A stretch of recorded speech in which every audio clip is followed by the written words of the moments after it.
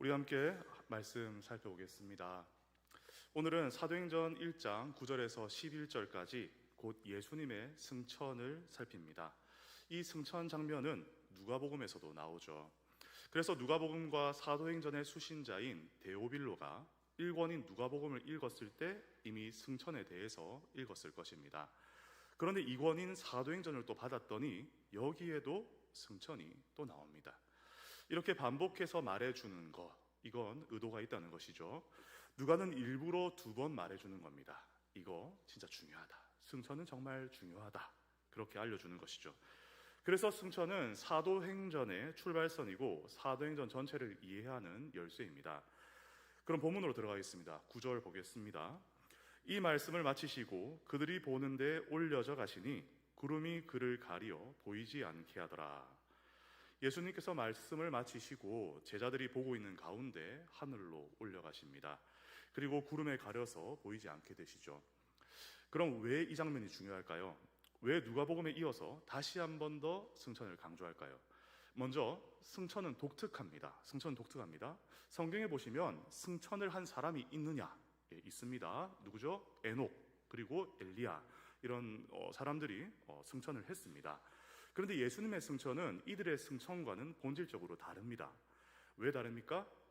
왜냐하면 예수님은 부활하신 몸으로, 부활체로 승천하셨기 때문입니다. 우리가 자꾸 오해하는 게 있습니다. 예수님은 성육신 하셨으니까 땅에 계실 때에만 이 육신을 입고 계시겠지, 그렇게 계셨겠지. 근데 아닙니다, 여러분들. 예수님은 부활하셨고 부활하신 몸으로 승천하셨고 지금도 그 몸으로 하나님 우편에 앉아 계십니다. 그 하늘에 부활한 몸으로 존재하시는 분, 그분은 예수님 딱 한 분밖에 없으십니다. 이 사실은 우리에게 엄청난 위로가 됩니다. 그분이 부활하신 몸으로 계시다라는 이 사실이 무엇을 뜻합니까? 우리도 장차 그분처럼 부활의 몸을 입게 될 것이라는 사실이죠. 부활하신 몸, 부활체로 계신 예수님을 바라보면서 우리가 영혼만 구원받는 게 아니라 우리의 몸까지 구원을 받는구나 하며 확신할 수가 있습니다. 사도행전에서 바울은요, 이 진리를 계속해서 말을 해줍니다. 사도행전 7장 55절에 보시면 스데반이 순교 직전에 하나님의 영광과, 누가가 말해줍니다. 스데반이 순교 직전에 하나님의 영광과 및 예수께서 하나님 우편에 서신 것을 보았다. 스데반이 순교 직전입니다. 그때 이렇게 말을 하면서 이렇게 외칩니다. 보라, 하늘이 열리고 인자가 하나님 우편에 서신 것을 보노라. 여기서 스데반이요, 예수님이라고 말해도 됩니다. 그런데 굳이 인자라고 표현을 하죠. 사람이라는 겁니다. 이 사람 누구십니까? 예수 그리스도시죠. 그러니까 참 사람이시면서 참 하나님이신 우리 예수님이 지금 보좌 우편에 계신 것을 보고 있다고 말을 하는 겁니다. 스데반은 돌에 맞아 죽으면서도 육신을 입고 계신 그분을 바라보았습니다. 왜 기쁨으로 죽을 수 있었겠습니까? 여러분, 곧 그분께 갈 것을 알았기 때문이죠. 그리고 자신 또한 육신을 입으신 그 분을 보면서 나도 부활의 몸을 입겠구나 하며 확신했기 때문입니다. 여러분, 승천이 주는 유익이 이런 겁니다. 우리 또한 예수님의 승천을 보면서 그래, 나도 부활의 몸을 입겠구나, 그렇게 확신할 수가 있습니다. 그리고 승천이 주는 또 하나의 유익이 있습니다. 로마서 8장 34절에 보시면 이렇게 말씀하십니다. 죽으실 뿐 아니라 다시 살아나신 이는 그리스도 예수시니 그는 하나님 우편에 계신 자요 우리를 위하여 간구하시는 자신이라. 승천하신 예수님은 지금도 우리를 위해서 기도하고 계십니다. 주께서 우리를 위해서 기도하고 계십니다. 즉 승천은요, 예수님의 부재가 아니라 이 예수님의 중보의 시작이다라고 볼 수가 있는 것이죠. 주님이 떠나신 게 아니라 더 깊은 방식으로 우리를 붙들어 주시려는 바로 그 시작점이 승천인 것입니다. 하일델베르크 요리문답 49문에 보시면 거기서도 이 사실을 이야기하는데요, 제가 천천히 좀 읽어드리겠습니다. 들어보십시오. 49문. 그리스도께서 하늘에 오르심은 우리에게 어떤 유익을 줍니까? 승천이 어떤 유익을 주냐고 묻고 있죠. 답. 첫째, 그리스도는 우리의 대언자로서 하늘에서 우리를 위해 그의 아버지 앞에서 간구하십니다. 둘째, 우리의 몸이 그리스도 안에서 하늘에 있으며 이것은 머리 되신 그리스도께서 그의 지체인 우리를 그에게로 이끌어 올리실 것에 대한 확실한 보증입니다. 앞서 말씀드린 이 승천의 유익을 잘 말하고 있습니다. 그래서 예수님께서 요한복음 14장에 가면 이런 말씀을 하십니다. 내 아버지 집에 거할 곳이 많도다. 내가 너희를 위하여 처소를 예비하러 간다 라고 말씀을 하시죠. 예수님께서 승천하심으로 하늘에 우리를 위한 처소를 만드셨습니다. 하나님과 함께 할 수 없는 이 죄인인 우리를 위해서 먼저 승천하셔서 우리를 위한 영적인 자리, 우리가 하나님과 함께 할 수 있는 그 자리를 만들어 주셨어요. 그래서 예수님이 이 땅에서 육신을 입고 우리와 함께 계시는 것보다 승천하셔서 하늘에 계신 것이 우리에게 더 큰 유익인 것입니다. 또 아까 전에 하일레베르크 요리문답을 뒤에 하나가 더 있거든요. 마저 읽어드리겠습니다. 이걸 보면 승천이 주는 유익을 또 발견할 수 있습니다. 셋째, 그리스도는 그 보증으로 그의 성령을 우리에게 보내시며 우리는 성령의 능력으로 말미암아 그리스도께서 하나님 우편에 앉아 계신 위의 것을 구하고 땅의 것을 구하지 않습니다. 쉽게 말해서 승천하신 예수님께서 계시기 때문에 그 예수님께서 성령을 보내주셔서 우리가 위의 것을 구하게 만드신다는 것이죠. 만약 예수님께서 승천하지 않으셨다면, 그렇다면 성령님은 임하실 수 없으셨습니다. 우리와 함께 하실 수가 없었어요. 그러나 예수님 승천하셨죠. 승천하셨고 성령 하나님은 믿는 우리에게 임하셔서 우리 안에 거하시게 되었습니다. 예수께서 승천하심으로 영원토록 우리를 떠나지 않고 우리와 함께 하시는 임마누엘의 하나님이 되신 겁니다. 결국 승천은 우리에게 손해가 아니라 유익입니다. 오늘 누가가 특별히 강조하고 싶은 게 바로 이겁니다. 예수님은 사라지신 게 아니야. 예수님은 우리가 잃어버리신 분이 아니다. 이걸 오늘 본문이 이제 제자들의 반응을 통해서 보여주고 있는데요. 먼저 10절을 한번 보겠습니다. 10절을 보시면 올라가실 때에 저희가 자세히 하늘을 쳐다보고 있는데, 예수님 올라가시고 제자들이 멍하게 하늘을 쳐다보고 있습니다. 근데 그 다음이 중요합니다. 계속 읽어드리겠습니다. 흰옷 입은 두 사람이 그들 곁에 서서, 천사들이 등장하죠. 그리고 그 천사들이 11절에서 이렇게 말을 합니다. 갈릴리 사람들아, 어찌하여 서서 하늘을 쳐다보느냐? 너희 가운데서 하늘로 올려지신 이 예수는 하늘로 가심을 본 그대로 오시리라. 여러분, 이 말은 두 마디로 요약할 수 있습니다. 첫째는 왜 하늘 보고 있느냐? 왜 하늘만 쳐다보느냐? 이게 한마디고요. 또 하나는 예수님 다시 오신다. 바로 이 한마디였습니다. 여기서 질문이 생깁니다. 근데 왜 천사들이 책망하죠? 왜 천사들이 제자들을 책망합니까? 제자들이 하늘을 쳐다보는 게 뭐 그렇게 문제일까요? 예수님이 올라가셨으니까 당연히 쳐다봐야 되는 거 아니겠습니까? 그렇죠. 그런데 천사들이 왜 어찌하여 라고 물으면서 책망을 합니까? 이건 단순히 구경하지 마라 이게 아닙니다, 여러분들. 제자들의 그 어떤 마음의 중심을 꿰뚫어 보고 제자들의 마음을 책망하는 겁니다. 제자들이 하늘을 보면서 단순히 와, 하늘로 올라가시네, 와, 하나님 맞으시네 하면서 감탄만 하는 게 아니었거든요. 이 감탄하는 게 아닙니다. 그들은 예수님께서 보이지 않게 되시니 불안해졌습니다. 불안했고 예수님께서 떠나가셔서 상실감에 빠져서 하늘을 멍하니 쳐다보고 있었던 거죠. 이걸 더 분명하게 하려면요, 이제 누가복음의 장면을 같이 봐야 됩니다. 누가복음 24장에 보시면 이제 여자들이 예수님의 시체에 향품을 바르러 이제 무덤으로 갑니다. 그런데 갔다가 이제 무덤에 시체가 없어요. 예수님의 시신이 없는 것을 보고 그들이 근심을 합니다. 그리고 그때 찬란한 옷을 입은 두 사람, 그러니까 천사가 두 사람이 나타나서 이렇게 말을 하죠. 책망하죠. 어찌하여 산자를 죽은 자 가운데서 찾느냐? 왜 이런 책망합니까? 여자들의 마음이 지금 잃어버렸다. 우리 예수님 잃어버렸다. 이거기 때문이에요. 끝났다. 예수님 없어졌네. 끝났다. 이렇게 절망하고 있었기 때문입니다. 그들은 근심하면서 고통스러운 마음을 가지고 예수님 시체를 찾아갔습니다. 그런데 예수님이 없어요. 예수님의 부재를 보고 절망한 것입니다. 그런 그들에게 천사가 말합니다.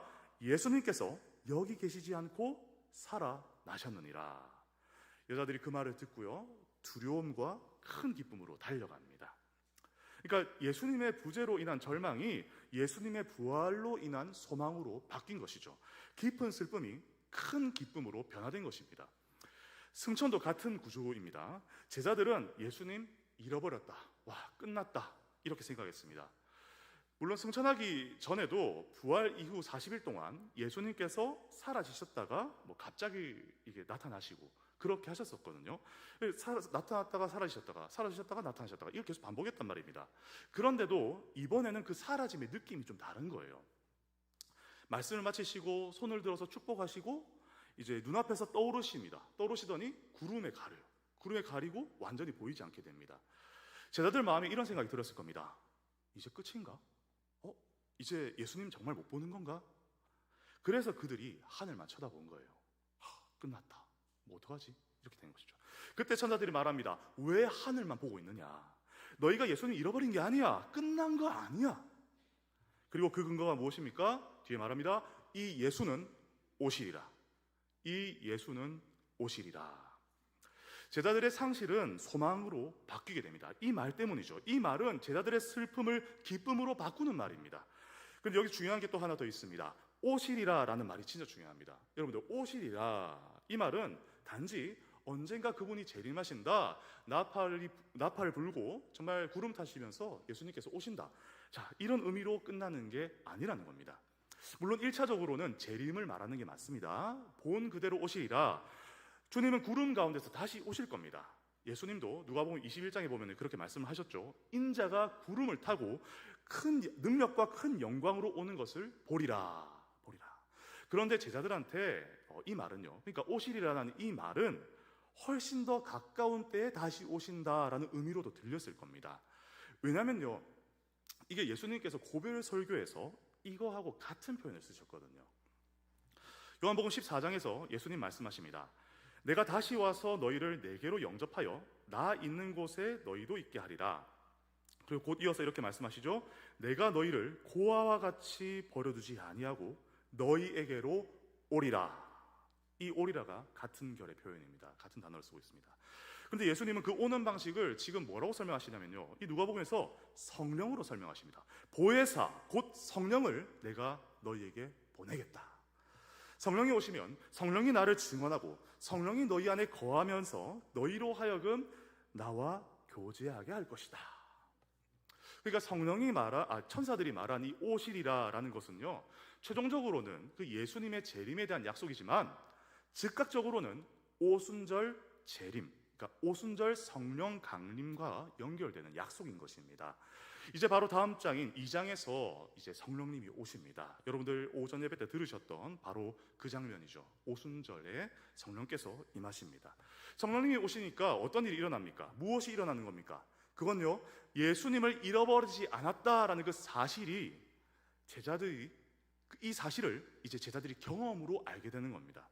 예수님이 떠나셨지만 그들을 고아와 같이 버려두지 않으셨다는 그 사실을 제자들이 체험으로 알게 되는 것입니다. 그래서 누가복음은 승천 후에 제자들이 큰 기쁨으로 예루살렘에 돌아가 늘 성전에 있어 하나님을 찬송했다라고 그 결과만 기록하는 거죠. 중간에 그 모든 과정들, 상실과 슬픔이 기쁨으로 바뀌는 과정이 바로 우리가 오늘 보는 사도행전 1장 9절에서 11절입니다. 자, 그러면은 그렇게 변화되어진 그 결과가 어떻게 되는 것입니까? 12절부터 14절을 잠시 보겠습니다. 제가 설명을 좀 드리겠습니다. 천사들의 말을 들은 이 제자들은 더 이상 그 자리에서 하늘만 쳐다보지 않습니다. 멍하게 하늘 쳐다보지 않습니다. 예루살렘으로 그들은 돌아가고요. 그리고 그들이 모입니다. 그리고 마음을 같이 하여 오로지 기도에 힘씁니다. 오로지 기도에 힘씁니다. 여러분, 그들이 왜 기도합니까? 단순히 어떤 일에 열심을 내려고 기도하고 있습니까? 아니죠. 그들은 예수님을 만나려고 기도하고 있습니다. 예수님이 떠나신 것이 아니라 성령으로 오신다는 그 약속을 믿고 기도하고 있습니다. 구하는 자에게 성령을 주시지 않겠느냐? 예수님이 하신 그 말씀을 붙잡고 기도합니다. 그러니까 사도행전의 교회가 기도 모임을 시작한 이유는요, 어떤 프로그램을 만들려고 기도한 게 아닙니다. 그들이 기도 모임을 시작한 이유는 어떤 일을 일으키려고 모인 게 아닙니다. 그들이 모여 기도한 것은 예수님을 만나기 위해서입니다.